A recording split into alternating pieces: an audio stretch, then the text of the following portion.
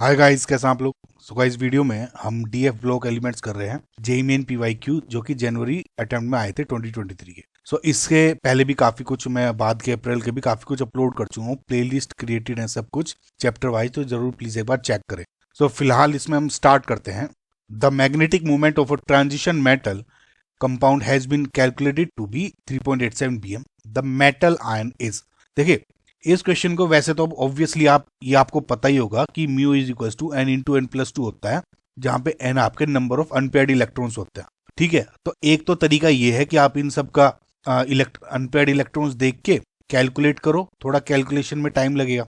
या फिर एक तरीका है जो मैंने आपको ऑलरेडी बताया हुआ है कि देखिए एक सिंपल सी ट्रिक है कि अगर नंबर ऑफ अनपेयर्ड इलेक्ट्रॉन्स 0, 1, 2, 3, 4, 5 इस तरह है, ठीक है, तो हमेशा आप ये देखना जो बॉन्डिंग मोमेंट 0 में तो 0 होगा, जो 1 है तो हमेशा 1.73 समथिंग आ गया। देखिए 1 है तो पहला लेटर 1 है, ठीक है, और 2 है तो 2.84।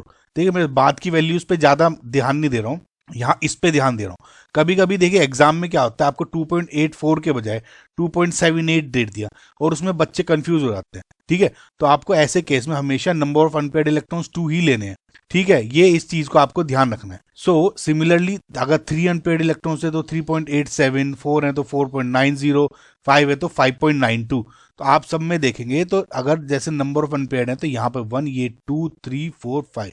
तो बस आपको क्या करना है, जैसे इनके नंबर ऑफ अनपेयर्ड इलेक्ट्रॉन्स देखें तो उसी के अकॉर्डिंग आप मैच कर सकते हैं। तो यहाँ पे आपको कैलकुलेशन बची, और कभी कभी कुछ क्वेश्चंस में दूसरे टाइप के थोड़ी सी डिफरेंट वैल्यूज आ जाती है तो वहां भी समय बच जाता है। तो देखिए इन सब के Cr2+, Mn2+, V2+ है ना, और Ti का टाइटेनियम का 2+ का, इन सब के आप इलेक्ट्रॉनिक कन्फिग्रेशन लिख लें और इसके अकॉर्डिंग आपको पता चलेगा। मैं डायरेक्ट लिख रहा हूँ, इसकी ट्रिक मैं ऑलरेडी अपलोड कर चुका हूँ अपने चैनल पे। ठीक है, अगर आपको जल्दी से देखना है कि कैसे लिखते हैं इसको जल्दी से ट्रिक के थ्रू। ठीक है, देखिए अब इसमें क्या है, 4 है, 1, 2, 3, 4, ये 1, 2, 3, 4, तो 4 अनपेयर्ड इलेक्ट्रॉन्स है इसमें। तो 5 वाले में क्या हो जाएंगे, 1, 2, 3, 4, 5, इसमें 5 अनपेयर्ड इलेक्ट्रॉन्स है।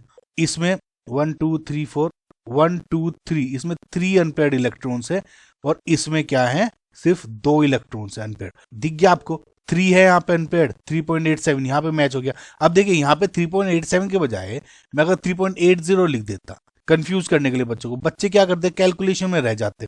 आप समय बचाना है, ठीक है, तो 3 इज योर, यहाँ पे V2+ is your correct answer, option number 3। I hope guys आपको ये मेथड समझ में आया होगा। नेक्स्ट क्वेश्चन देखते हैं। Ammoniacal metal salt solution gives a brilliant red PPT on addition of dimethyl glycosine. The metal ion is, देखिए सबसे पहले तो आपको ये पता होना चाहिए कि डाइमिथाइल ग्लाइकोजाइम या कि डीएमजी क्या होता है। देखिए डीएमजी का सिंपल फॉर्मूला होता है, ये स्ट्रक्चर होता है ये, ठीक है, एन एन इधर है OH और इधर OH, ओके, ये CH3 है ऑब्वियसली। तो इसको आप डाइमिथाइल ग्लाइकोजाइम या DMG शॉर्ट में बोलते हैं, और ये कॉमन एक ऐसा रिएजेंट होता है जो कि बेसिकली मेटल आयंस को, ठीक है, जैसे आप निकल 2+ हो गया, या जैसे ये कोबाल्ट 2+ हो गया, PD2+, Fe2+, Cu2+, इन सब को है ना डिटेक्ट करने का काम आता है। देखिए लगभग लगभग इन सभी में रिएक्शन सेम होती हैं, ठीक है, लेकिन बस पीपीटी का कलर दूसरा आ जाता है। ओके, सो अब देखिए एक चीज देखिए, इसमें जब भी कोई मेटल आयन होता है, जैसे अब फॉर एग्जांपल आप निकल 2+ को ले लें, जब ये 2 मोल्स ऑफ डीएमजी के साथ रिएक्शन होती है इसमें, तो इस रिएक्शन में ये जो डीएमजी है it act as a bidentate ligand. जो मैं इंफॉर्मेशन दे रहा हूं आपको गाइस बहुत इंपॉर्टेंट है, किसी तरह से भी पूछी जा सकती है। जो निकल 2+ है, जब 2 यूनिट्स ऑफ आपका डीएमजी से रिएक्शन करता है, उस केस में डीएमजी, ये 2 बहुत जरूरी है, डीएमजी बाइडेंटेट लीगेंड की तरह बिहेव करता है। और कब, in the presence of NH4OH। Okay, ammoniacal metal salt हो गया, NH4OH Ni2+। तो जब आपका ये Ni यहां पे है, और इसको पहले आप 2 बार बना लो, N N N। ओके, सो अब क्या होता है, देखिए इसका O, इसका OH, इसका O, इसका OH, ऐसे बना लिए, ठीक है। अब ये क्या होता है, इस पे बेसिकली N पे यहाँ पॉजिटिव हो जाएगा या नेगेटिव, ये इस तरह की रिएक्शन बॉन्ड हो जाता है, ये पॉजिटिव ये नेगेटिव, ठीक है। और जो इसमें लीगेंड्स हैं बेसिकली, अब ये हो जाता है यहाँ पे ये और ये, ओके, ये जो Ni पे 2+ चार्ज था वो ये इससे एक इस पे और एक इस पे आ गया। सो बेसिकली ये जो पूरा बना इसको आप शॉर्ट फॉर्म में लिख सकते हो एंड निकल DMG का ट्वाइस। ओके, अब देखिए ये बेसिकली होता है आपका रेड PPT, रोज रेड बोलते हैं इसको। ओके, रोज रेड। तो फिलहाल तो आपका करेक्ट आंसर तो इसमें Ni2+ होगी। अब देखिए क्या है, रोज रेड ये देता है सारे, ये जो कोबाल्ट है, आयरन SU है, रिएक्शंस तो ये भी देते हैं, डिफरेंट रिएक्शन हो जाएंगी सब में, ये act as a bidentate ligand ही करता है, ठीक है, लेकिन बस PPT का कलर दूसरा हो जाता है। तो आई होप आपको ये समझ में आया होगा जो बेसिक्स मैंने बताने की कोशिश करी है। इससे ज्यादा इस टॉपिक पे आपको नहीं सवाल पूछा जाएगा, ज्यादा बाइडेंटेट पूछ लेंगे। नेक्स्ट क्वेश्चन देखते हैं, which one amongst the following are good oxidising agent. देखिए सबके सब लेंथेनाइड्स हैं, और इस टाइप के क्वेश्चन पे गाइस देखिए वैसे दो तरीके हैं, या तो आप NCERT आपने ढंग से पढ़ी है तो उसमें स्टेटमेंट्स और डायरेक्ट स्टेटमेंट्स उठा के इन्होंने सवाल पूछ लिए, नहीं तो आप ये टेबल याद कर लीजिए। सो ये बेसिकली लेंथेनाइड्स की जितनी भी ऑक्सीडेशन स्टेट्स रख सकते हैं ये वो टेबल दी हुई है। और गाइस बिलीव मी, इस पे जब भी क्वेश्चन आते हैं तो ये यूज में आती है टेबल, ठीक है। तो अगर आप देखेंगे तो ये वाले जो एलिमेंट्स हैं सिर्फ एक ऑक्सीडेशन स्टेट रखते हैं +3, ये +3+4, ये वाले +2+3, और ND इकलौता है जो +2 +3 एंड +4 में एग्जिस्ट करता है, ठीक है। अब इसमें देखिए SM2+ की बात हो रही है। ओके, नाउ गुड, इसमें लिखा है good oxidising agents. Good oxidising agents क्या है, जो खुद का रिडक्शन कर लेंगे, यानी इलेक्ट्रॉन्स एक्सेप्ट कर लेंगे आराम से।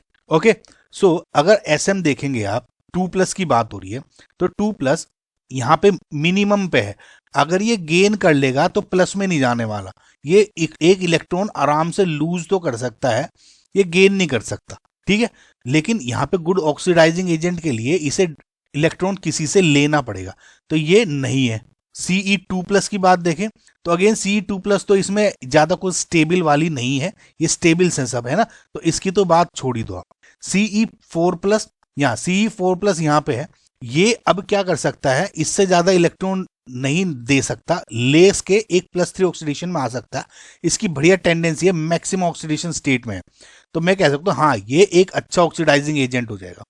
Tb4+, सेम केस Tb4+ के साथ भी है, ठीक है, तो ये भी मैक्सिमम ऑक्सीडेशन स्टेट में, ये आराम से किसी का ऑक्सीडेशन करके खुद का रिडक्शन कराना चाहेगा, तो ये भी एक अच्छा ऑक्सीडाइजिंग एजेंट है। तो CND यानी जो ऑप्शन नंबर 3 है आपका करेक्ट आंसर है। नाउ गाइस ये टेबल बहुत जरूरी है, देखिए कुछ चीजें इसमें एग्जाम में क्या होती है, NCERT से डायरेक्ट आपके कंसेप्ट उठाए हुए हैं, तो मैंने इसमें कोशिश करी है कि आपको एक जगह मिलके एक नहीं आप मल्टीपल क्वेश्चन सोल्व कर सकते हो इनके थ्रू। ओके, सो करेक्ट आपका हो गया ऑप्शन 3। नेक्स्ट क्वेश्चन देखते हैं, K2Cr2O7 paper acidified with dilute H2SO4 turns green when exposed to. Now देखिए गाइस इसमें दो चीजें, पहली बात तो जो आपको K2Cr2O7 है, Na2Cr2 कुछ भी लिख दो, बेसिकली Cr2O7 2- जो ये आपका आयन है, इनफैक्ट अगर आप इसको थोड़ा एसिडिक कंडीशन में भी डाल दो ना, थोड़ा अच्छी एसिडिक कंडीशन में, जैसे H2SO4 लिख दिया, तो ये आराम से इसका रिडक्शन हो जाता है, Cr3+ में चला जाता है, समझ आप। यानी जो आपका आयन यहां पर +6 ऑक्सीडेशन स्टेट में, यहां +3 में आ गया, तो एसिडिक कंडीशन में भी, अच्छे एसिडिक कंडीशन में भी इसका रिडक्शन हो जाता है। अगर डाइल्यूट कंडीशन दी हुई है जैसे ये बोला है, तो उसके साथ में अगर मैं कोई रिड्यूसिंग एजेंट ले लूं, एसिडिक कंडीशंस हैं अभी भी, अगर रिड्यूसिंग एजेंट ले लूं, उस केस में भी this ion get converted into Cr3+ ions. समझ में आया अब तक। जो ये Cr3+ आयन है ये बेसिकली होता है आपका ग्रीन कलर का। ओके, तो अगर कोई आपसे पूछे ग्रीन कलर बन गया तो ये किस चीज की प्रेजेंस को देता है, ये करता है आपका Cr3+ आयंस को। सो अगर मैं कह दूं कि इनमें से जो जो मेरे गैसेस जो दीवी हैं वो अगर बेसिकली मेनली रिड्यूसिंग नेचर है, उनकी रिड्यूसिंग एजेंट होते हैं, तो वो आपको इजीली हो जाएगा। देखिए ओवरऑल कार्बन डाइऑक्साइड एक ऑक्सीडाइजिंग एजेंट, ऑक्सीडेंट की तरह बिहेव ज्यादा करता है, ठीक है। SO3 भी अगेन ऑक्सीडेशन एजेंट की तरह ज्यादा बिहेव करता है। और यहाँ पे सल्फर डाइऑक्साइड और हाइड्रोजन डाइसल्फाइड दो ऐसी गैसेस हैं जो बेसिकली रिड्यूसिंग एजेंट की तरह बिहेव करता है। सल्फर डाइऑक्साइड बहुत कुछ केसेस में ऑक्सीडेंट की तरह भी कर देता है, लेकिन मोस्टली रिड्यूसिंग एजेंट की तरह ये दोनों की दोनों RA SO2 and H2S gas behave करती हैं। तो फिलहाल तो देखिए, अगर आपको अभी मैं आगे और बता दूंगा इसमें, लेकिन फिलहाल के लिए तो इसमें जो दोनों आपके ऑप्शन 3 एंड ऑप्शन 4 करेक्ट हैं। एनटीए के आंसर में सिर्फ SO2 दिया हुआ था, लेकिन गाइज H2S भी इसका करेक्ट आंसर है। ओके, तो कंसेप्ट के लिए आप समझ ले। तो देखिए रिएक्शन क्या होती है, मैं आपको ओवरऑल बता देता हूँ। जैसे K2Cr2O7 है H2SO4 की प्रेजेंस में। ओके, लेट जस्ट से मैं SO2 गैस ले लेता हूं, तो ये क्या होगा, ठीक है। अब देखिए K2Cr2O7 है, Cr जो है आपका ये तो बन जाता है, चेंज होता है Cr2SO4 थ्राइस, ये वाला। इसमें जो ये H2SO4 वाला K2 ये मिलके इसको K2SO4 बना देते हैं, और प्लस H2, ठीक है। जो ये आपका हो गया, मैंने क्या बताया था, it is green in colour. अगर Cr2 क्रोमियम जो सल्फेट बना है ये आपका ग्रीन कलर बन रहा है, तो ग्रीन कलर है। तो सिमिलरली जब आप H2SO4 भी H2S भी लेते हो, तो Cr2O7 H2SO4 प्लस H2S भी लेंगे अगर, तो सेम Cr2SO4 थ्राइस बनाता है। तो कुल मिला के Cr3 प्लस आयन है। ओके, साथ ही साथ K2SO4 बनाएगा, H2O भी बनाता है। इसमें बस एक थोड़ा सा डिफरेंस आता है, ये सल्फर भी बना देता है यहाँ पे। ओके, सो दोनों के दोनों करेक्ट आंसर है। ग्रीन कलर इसकी वजह से होता है, या कह दो Cr3 प्लस आयन की वजह से। ओके, सो अच्छा, ओवरऑल आप एक बार ये और ध्यान रखें कि जैसे रिड्यूसिंग एजेंट था, तो ये किसकी तरह बन जाएगा, ये आपका ऑक्सीडाइजिंग एजेंट की तरह बिहेव कर रहा है। तो इसका मतलब जैसे इस केस में भी जो आपका K2Cr2O7 है या Cr2O7 ये डाइक्रोमेट आयन है, ये basically in acidic medium behave as a oxidising agent. खुद का रिडक्शन करा के दूसरे का ऑक्सीडाइजिंग कर रहा है ना। तो आई होप गाइज आपको क्वेश्चन समझ में आएगा। नेक्स्ट क्वेश्चन देखते हैं। Potassium dichromate acts as a strong oxidising agent in acidic solution. During this process the oxidation state changes from. So guys देखिए, जैसे मैंने आपको बताया था कि जो K2Cr2O7 है, या मैं यूं कह दूं Cr2O7 ट्वाइस डाइक्रोमेट आयन है, ये जैसे इन्होंने भी बोला है कि ऑक्सीडाइजिंग एजेंट की तरह बिहेव करता है, तो अंडर एसिडिक कंडीशंस ये डाइक्रोमेट आयन कन्वर्ट हो जाता है इसमें Cr3 प्लस में। समझ में? ये चीज आपको याद रखने की है। अगर कोई रिड्यूसिंग एजेंट भी आ जाएगा एक्स्ट्रा एसिडिक कंडीशंस के अलावा, तब भी ये वही होगा। ओके, और चेंज क्या आ जाता है, Cr3 प्लस आयन जो भी बनेगा आपका, ये test green colour basically produce हो जाता है। तो ये हो जाता है। इसमें अगर आप देखेंगे तो Cr2O7 2 नेगेटिव में अगर इसकी ऑक्सीडेशन स्टेट देखेंगे तो 2Cr plus 7 into -2 equal to -2, so 2Cr ये हो गया 7 to 14 इक्वल टू 12, और Cr की होगी इसमें +6 ऑक्सीडेशन स्टेट। तो +6 ऑक्सीडेशन से +3 में जा रहा है। ओके, तो ये चेंज आ रहा है इसका। तो यानी जो ऑप्शन नंबर 4 है is your correct answer. Next question देखते हैं। During the borax bead test of copper sulphate a blue green colour of the bead was observed in oxidising flame due to the formation of. देखिए पहली बात तो borax bead test में whether it is a oxidising flame और reducing flame, देखिए क्या होता है आपकी, जैसे ये फ्लेम है, ठीक है, तो एक तो इसमें देखा होगा आपने बाहर का कुछ एरिया होता है और कुछ रीजन्स यहाँ अंदर बनी हुई होती है। तो ये जो अगर लेयर है इसको ये होती है ऑक्सीडाइजिंग फ्लेम, और जो अंदर की होगी इसको बोलते हैं आप रिड्यूसिंग फ्लेम। तो क्या होता है कि जब बोरेक्स बीड टेस्ट में अगर ऑक्सीडाइजिंग फ्लेम में कर रहे हो तो कभी कभी दूसरा कलर आता है और रिड्यूसिंग फ्लेम में उस आयन का दूसरा कलर आता है, लेकिन जो आता कलर है उसका रीजन वो सेम होता है। वो रीजन आता है बेसिकली जो मेटाबोरेट्स बनते हैं। ओके, मेटाबोरेट्स यानी जो बेसिक उनका फॉर्मूला हो जाएगा MXBO2Y, ठीक है, इस टाइप के कंपाउंड होंगे वो इन मेटाबोरेट्स की वजह से ही बेसिकली आपका ग्रीन कलर आता है। ठीक है, अभी मैं आपको और बताऊंगा। तो फिलहाल तो अगर आप देखोगे कि a blue colour of the bead was observed in exolite due to formation of, देखिए मेटाबोरेट क्या है, एक्स और एक्स को 1 रख दो, वाई को 2 रख दो, तो CuBO2 ट्वाइस, तो ये बन गया आपका क्यूप्रिक मेटाबोरेट, इसको बोलते हैं। तो फिलहाल तो आपका यहाँ पे आंसर आ गया, लेकिन अगर आपको थोड़ा सा और डीप देखना है 2 मिनट दीजिए, मैं आपको और अच्छी तरह से समझा दूंगा। देखिए क्या होता है, बोरेक्स बीड टेस्ट में एक प्लेटिनियम वायर लेते हैं, उसको बहुत अच्छी तरह से रेड हॉट कर लेते हैं, उसको बढ़िया तरीके से क्लीन कर लेते हैं, उसके बाद उसको बोरेक्स में डुबाते हैं, और बोरेक्स करने के बाद उसको फिर हीट करते हैं, और तब तक इसको हीट करते हैं जब तक जो बोरेक्स है वो बिल्कुल ट्रांसपेरेंट कलर का हो जाता है, ऐसा लगता है जैसे आपने पानी लगाया हुआ है इस बीड में। ये सर्किल है बेसिकली, इतना छोटी सी भी है ना, जैसे आपने एक वायर लिया और यहाँ पे एक गोली सी बना दी, इसके अंदर पानी की लेयर दिखेगी जैसे शीशा है, बिल्कुल ऐसा ट्रांसपेरेंट हो जाता है। और जब वो ट्रांसपेरेंट हो जाता है उसके बाद फिर सॉल्ट जिसको आप टेस्ट कर रहे हैं उसमें डुबोते हैं इसको और फिर हीट करते हैं, तो अकॉर्डिंगली इस पे जो भी यहाँ कलर आता है उसके अकॉर्डिंग आप देख लेते हो। तो जैसे इसमें ब्लू कलर था तो यहाँ ब्लू कलर आ जाता है इस तरह से। तो ये बीट टेस्ट है। तो अब देखिए बेसिकली होता क्या है, जैसे सबसे पहले आपने बोरेक्स को हीट किया था। बोरेक्स क्या होता है, Na2B4O7 10H2O, इसको बोलता है बोरेक्स या सोडियम टेट्राबोरेट डेकाहाइड्रेट। ये जब बेसिकली आप हीट करते हो तो ये इसका जो वाटर ऑफ क्रिस्टलाइजेशन है उड़ जाता है, Na2B4O7 और 10H2 ये अलग हो जाता है। ठीक है, अब क्या होता है जब इसको Na2B4O7 हो गया सोडियम टेट्राबोरेट को, ये जब फर्दर आपको इसको हीट करते हो, ये बेसिकली क्या हो गया, अब एनहाइड्रस है, ये दो पार्ट में डिवाइड हो जाता है। अब देखिए ये बहुत इंपॉर्टेंट है आपका, NaBO2 प्लस B2O3, ठीक है, ये हो गया आपका सोडियम मेटाबोरेट, ये हो गया आपका बोरिक एनहाइड्राइड। अब देखिए मैंने आपको बताया था कि जब आप बोरेक्स में डुबो के उस रेड हॉट को हीट करते हैं जब तक वो ट्रांसपेरेंट कलर नहीं आ जाता, जो वो ट्रांसपेरेंट ग्लासी बीड बनती है ना, वो इन दोनों की वजह से बनती है, ये ध्यान रखना।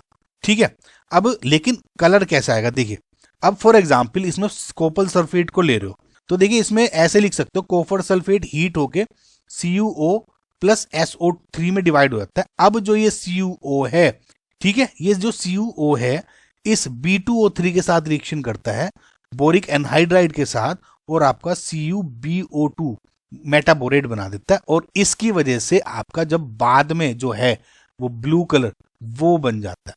सारी रिएक्शन समझ में आ गई आपको, ठीक है। तो फाइनली किसकी वजह से बना, आप डायरेक्ट ऐसे फॉर्मूला भी याद रख लो, बस आपको शॉर्टकट बता रहा हूं, नहीं तो रिएक्शंस तो यही। तो जो करेक्ट आंसर है is option number 2। Next question देखते हैं, a solution of CrO5 in amyl alcohol has a which colour. इस पूरी रिएक्शन को समझने के लिए आपको ये पूरी रिएक्शन समझनी पड़ेगी और उसके अकॉर्डिंग आपको आंसर आ जाएगा। सो बेसिकली रिएक्शन स्टार्ट होती है आपकी K2CrO4 से, ठीक है। अब क्या होता है, ये पोटेशियम क्रोमेट हो गया।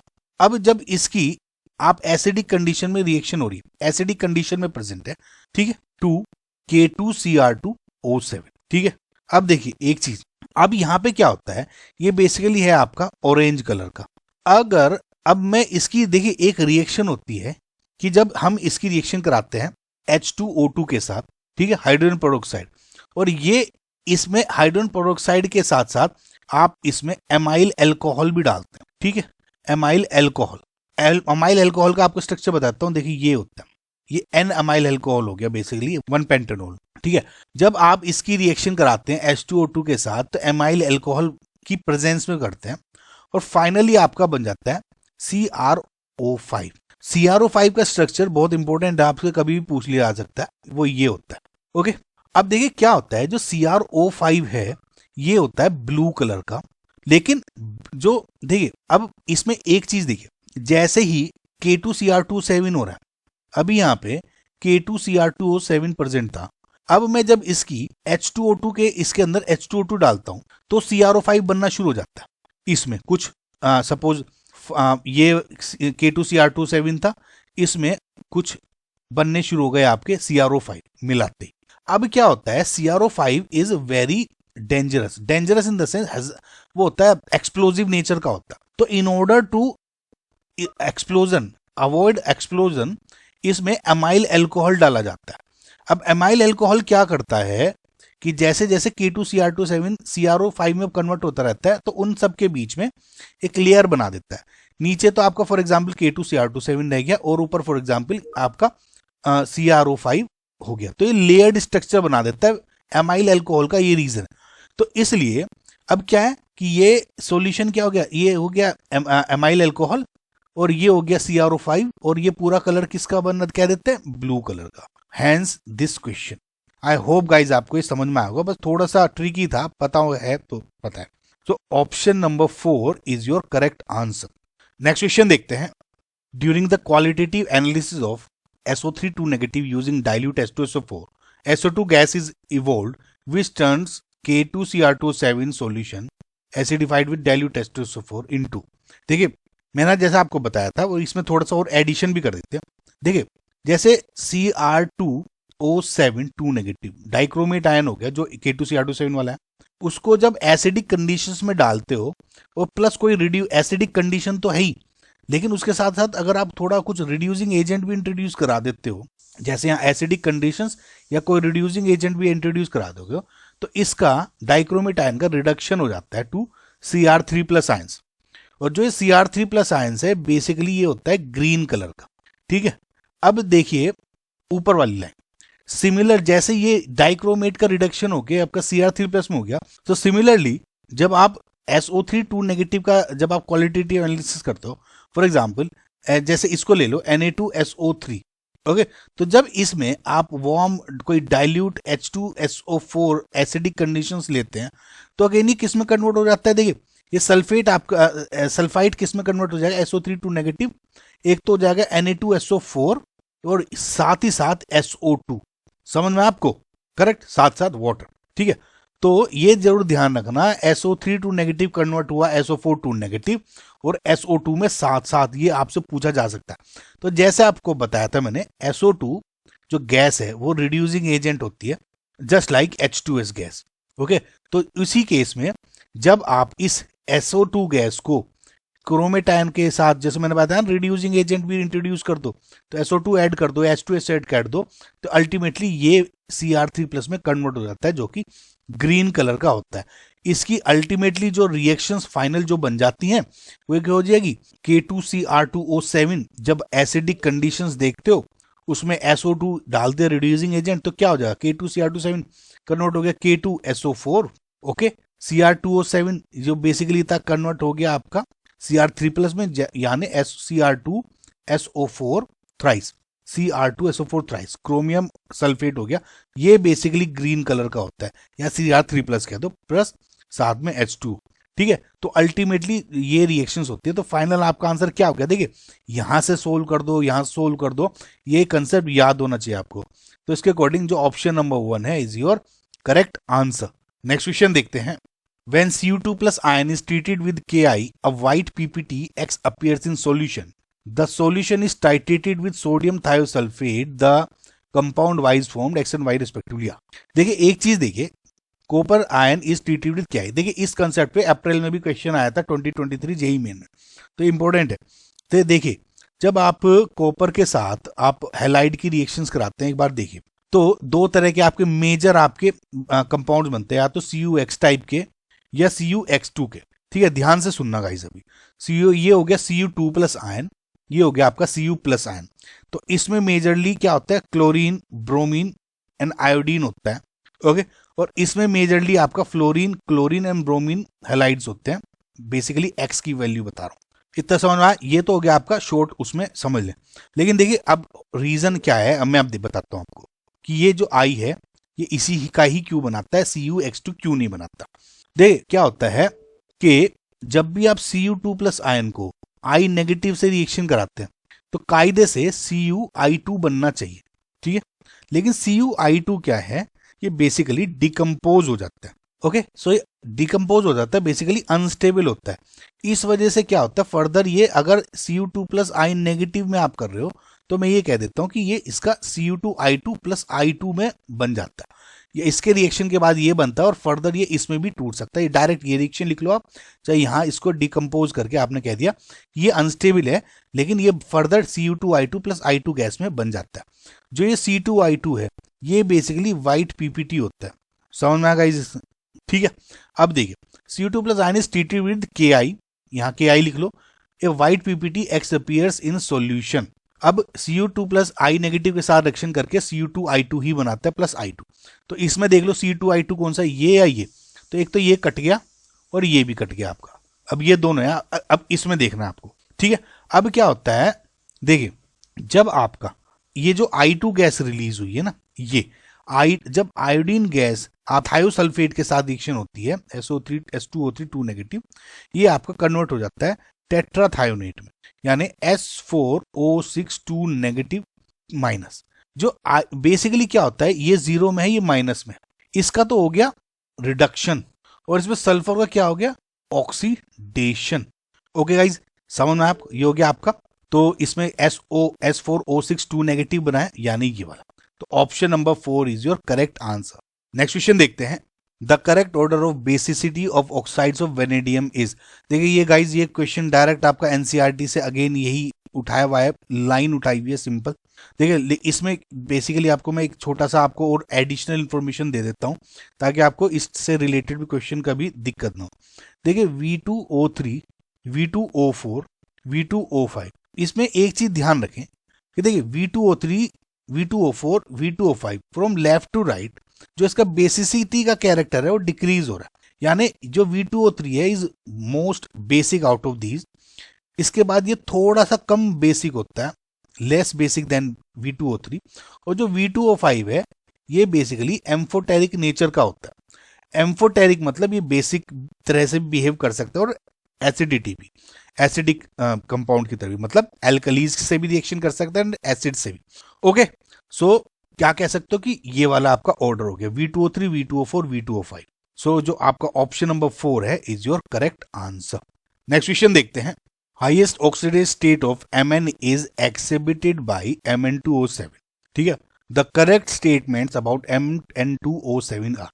देखिए Mn2O7 ये बहुत स्पेशल ऑक्साइड है आपका मैग्नीज का, and in fact in 3D series में भी। वो इसलिए कि पूरी की पूरी 3D सीरीज में ये इकलौता एक ऐसा ऑक्साइड है जिसकी +7 ऑक्सीडेशन स्टेट है मैक्सिमम। उसके बाद CrO3 इकलौता ऐसा है जिसका +6 ऑक्सीडेशन स्टेट है। ठीक है, अगेन यही सब देख लीजिए आप इस तरह से। ओके, सो Mn2O7 बहुत इंपॉर्टेंट है, इस पर काफी बार आपके क्वेश्चंस भी पूछे जा चुके हैं। तो Mn2O7 इंपॉर्टेंस क्या है, मैक्सिमम ऑक्सीडेशन स्टेट रखता है 3D में +7, जिसका स्ट्रक्चर होता है ये। इसमें जो मैग्नीज है टेट्राहेड्रली अरेंज्ड होता है बाकी 4 ऑक्सीजन के साथ, एंड सिमिलरली ये वाला मैग्नीज में टेट्राहेड्रली अरेंज्ड रहता है इन बाकी ऑक्सीजन के साथ, और एक ऑक्सीजन जो है इसमें शेयर्ड रहता है। Okay, so Mn is tetrahedrally surrounded by oxygen atom, this is correct. Mn is octahedrally surrounded by oxygen atom, this is incorrect. Contains MnOMn bridge, correct. Contains MnMn, this is incorrect. तो A और C जो है आपका इसमें basically option 1 correct है। Now इसमें आप कभी कभी गाइज स्टूडेंट्स को डाउट रहता है, मुझे स्ट्रक्चर नहीं पता था कैसे बनाऊं। गाइज देखिए इसका एक यही है, हर किसी के आप स्ट्रक्चर नहीं सीख सकते। PYQ जब आप करोगे तो आपको ये इस पे भी पहले इस पे क्वेश्चंस पूछे जा चुके हैं, तो स्ट्रक्चर्स पे पूछे जा चुके हैं और इस तरह के क्वेश्चंस भी पूछे जा चुके हैं। तो ये कोई नया कंपाउंड नहीं है जो सडनली पूछ लिया गया, पहली बात तो। ठीक है, और अगर आपने एनसीईआरटी भी देखेंगे तो एनसीईआरटी में 1 लाइनर 2 लाइनर में इस कंपाउंड के बारे में बताया हुआ भी है। ठीक है, डी ब्लॉक के चैप्टर में। तो इसलिए बस ये चीजें थोड़ी सी गाइज वैसी होती है, हर चीज रिएक्शंस का थोड़ा सा आपको ध्यान रखना पड़ता है। तो फिलहाल option number 1 A and C is your correct answer. Next question देखते हैं। A solution of FeCl3 when treated with K4FeCN6 that is potassium ferrocyanide solution gives a Prussian blue PPT due to the formation of. Now ये एक question है guys जो बहुत बार पूछा जा चुका है। ओके, सो बेसिकली ये एक Fe3+ आयंस है, इसका जो टेस्ट करते हो उसमें भी प्रेजेंट होता है। ठीक है, उसकी बेसिकली रिएक्शंस होती है। तो क्या होता है कि फॉर एग्जांपल FeCl3 ले लो, तो जब ये FeCl3 है ये पोटेशियम फेरोसाइनाइड के साथ ट्रीट किया जाता है तो एक ब्लू PPT बोला जाता है, बनता है फेरिक फेरोसाइनाइड की वजह से, और वो बेसिकली प्रूशियन ब्लू कलर का होता है, और ये बहुत ही कॉमन रिएक्शन है गाइस। ठीक है, तो रिएक्शन क्या होती है कि इस पे बहुत बार पूछे जा चुके क्वेश्चन। FeCl3 जब K4FeCN6 के साथ रिएक्शन करता है, अब देखिए क्या होगा, Fe को रिप्लेस कर देगा, यानी Fe4FeCN6 प्लस जो FeCl3 था ये K को KCl, समझ में अंदर का सेम है। तो ये क्या हो गया, पोटेशियम फेरोसाइनाइड। ठीक है, और इसका नाम क्या हो गया, फेरिक फेरोसाइनाइड, और ये क्या होता है basically blue, Prussian blue. Okay, so जो आपका करेक्ट ऑप्शन क्या हो गया, ये ऑप्शन नंबर 2। नेक्स्ट क्वेश्चन देखते हैं। Given below are 2 statement, basically assertion and reason का क्वेश्चन है। असर्शन है Cu2+ in water is more stable than Cu+। देखिए वाटर में पूछा गया है, सिंपल वैसे नहीं, क्योंकि अगर आप स्टेबिलिटी की बात देखोगे तो Cu2+ का हो जाता है 3D9, जो आउटर मोशन में इलेक्ट्रॉनिक कन्फिगरेशन था, Cu+ का 3D10 हो जाता है, तो ये ज्यादा स्टेबल है। लेकिन इन वाटर ये उल्टा हो जाता है।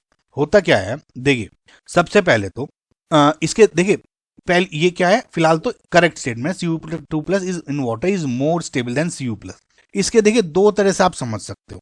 पहली बात तो ये है हाइड्रेशन एनर्जी, हाइड्रेशन एंथैल्पी। क्या होता है कि जो हाइड्रेशन एंथैल्पी है, या यूं कहूं तो जो Cu2+ है उसके पास जितने H2 आयंस है इसको वे ज्यादा घेर लेते हैं due to the may be क्योंकि इसके पास चार्ज ज्यादा है, ठीक है, इसका साइज भी थोड़ा छोटा हो जाता है। Okay, in comparison to Cu+, जो इसकी हाइड्रेशन, इसको पानी में डुबो के जो इसकी एनर्जी रिलीज होगी वो इसमें ज्यादा होती है इन कंपैरिजन टू Cu+। ठीक है, Cu2+ को पानी में डुबो के जो इसके रिलीज एनर्जी होती है, इसका हाइड्रेशन करने में जो एनर्जी रिलीज होती है, वाटर मॉलिक्यूल्स को सराउंड जो करते हैं इसको जो एनर्जी रिलीज होती है इस केस में ज्यादा होती है Cu+ से। ठीक है, सो सेकंड स्टेटमेंट क्या था, ये enthalpy of hydration of Cu2+ is much less than Cu+। अब देखिए गाइस, इसमें अगेन मैं आपको फिर से बताता हूं। देखिए एनटीए वाले क्या क्या करते हैं, कायदे से जो एनर्जी रिलीज है हाइड्रेशन में वो Cu2+ की ज्यादा है। अगर मैं मैग्नीट्यूड की बात कर रहा हूं तो ये रोंग स्टेटमेंट हो जाएगा।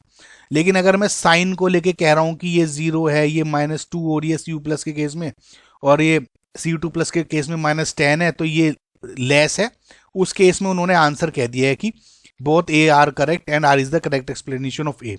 लेकिन देखिए मैग्नीट्यूड की बात करोगे तो ये इनकरेक्ट स्टेटमेंट हो जाएगा, और उस केस में आ जाएगा A is correct but reason is not correct. ठीक है, यानी और 3। तो जो भी आपके अकॉर्डिंग आपको ऑप्शन नंबर लेने हैं कि मैग्नीट्यूड उसके समझ लीजिए, मैंने आपको थोड़ा सा समझाने की कोशिश किया। इसमें एक चीज और होती है, एक्स्ट्रा कंसेप्ट आपको बता देता हूं कि जो हाइड्रेशन के साथ साथ जो Cu+ है, जैसे हाइड्रेशन जो एक्वस स्टेट की बात करूं, ये थोड़ा अनस्टेबल भी है, डिस्प्रोपोर्शनेट हो जाता है टू कॉपर सॉलिड और Cu2+ एक्वस में, यानी डिस्प्रोपोर्शनेशन हो जाता है इसका, +2 ऑक्सीडेशन स्टेट से 0 यानी रिडक्शन, और Cu+ से Cu2+ यानी ऑक्सीडेशन। तो इस डिस्प्रोपोर्शनेशन की वजह से भी ये थोड़ा इसकी जो स्टेबिलिटी है वो कम होती है देन Cu2+। तो आप देख लीजिए गाइस, मैग्नीट्यूड मान के चल रहे हैं तो ये वाला 3 होगा, और अगर वैसे मान के चल रहे हैं यूनिट्स एनटी का जो आंसर है वो ए था 1। सो आई होप आपको फिलहाल समझ में आ गया हो। नेक्स्ट क्वेश्चन देखते हैं, which element is not present in Nessler reagent. देखिए स्ट्रेट फॉरवर्ड क्वेश्चन है, ये भी कई बार पूछा जा चुका है। नेस्लर रिएजेंट यानी K2HgI4, इसका फॉर्मूला ये होता है, बस देख लीजिए, के प्रेजेंट है, मरकरी प्रेजेंट है, आयोडीन प्रेजेंट है, ऑक्सीजन ही नहीं प्रेजेंट है, यानी this is your correct answer, not present पूछा था। ओके, नेक्स्ट क्वेश्चन देखते हैं, which of the following are the example of double salt. Again guys, इसमें कोई ऐसा स्पेसिफिक मेथड नहीं है कि आप देखते ही पहचान लो कि weather it is a double salt या आपका कॉम्प्लेक्स सॉल्ट है। ठीक है, तो आपको अगर एग्जाम्पल पता है तो इजीली हो जाएगा, नहीं तो गाइज बहुत दिक्कत हो जाएगी। देखिए डबल सॉल्ट और कॉम्प्लेक्स सॉल्ट मिक्सचर होते हैं, ये और नहीं है एंड है। इसमें देखिए मेन सिमिलैरिटी क्या है कि दोनों ही मिक्सचर होते हैं, दो डिफरेंट सिंपल सॉल्ट्स टाइप के इक्विमोलर प्रोपोर्शन में। ठीक है, लेकिन इन दोनों में एक डिफरेंस होता है कि जो डबल सॉल्ट है ये सिर्फ और सिर्फ सॉलिड स्टेट में ही एग्जिस्ट करता है, बल्कि जो कॉम्प्लेक्स है वो सॉलिड में या सॉल्यूशन फॉर्म में एग्जिस्ट कर सकता। रीजन ये होता है कि जो सॉलिड डबल सॉल्ट को जैसे ही आप डिसॉल्व करते हो ये इसके कंस्टिट्यूएंट आयंस में टूट जाता है। फॉर एग्जांपल ABCD आपका कोई डबल सॉल्ट था, तो A+B+C-D- ऐसे में ब्रेक हो जाता है, ये डबल सॉल्ट की प्रॉब्लम होती है। ओके, आपको मैं 3 कॉमन ऐसे डबल सॉल्ट के एग्जांपल देता हूं जो आपके एनसीईआरटी में दिए हैं और मोस्टली उन्हीं पे ही क्वेश्चन पूछे गए हैं, तो उसको अगर आप एक बार देख लोगे तो आपको दिक्कत नहीं होगी, आसानी हो जाएगी। तो ये देखिए, ये 3 एग्जाम्पल हैं, ये हो गए गाइज। तो पहला है कार्नलाइट, फॉर्मूला ये हो गया। दूसरा है मोहर सॉल्ट, ये भी इस पे भी काफी बार डायरेक्ट पूछे जा चुके क्वेश्चंस ये। एंड पोटाश एलम जो आपको फिट करी बोलते हो वो ये हो गया। ओके, तो इनके स्ट्रक्चर्स देख लीजिए आप, करेक्ट गाइज। तो अगर आप देखोगे ऑप्शंस में कौन कौन से हैं, FeSO4 NH4 twice 6H2O, ये हो गया आपका मोहर सॉल्ट, यानी ये करेक्ट हो गया। और फिर दूसरा हो गया आपका K2SO4 L2, ये हो गया आपका पोटाश एलम।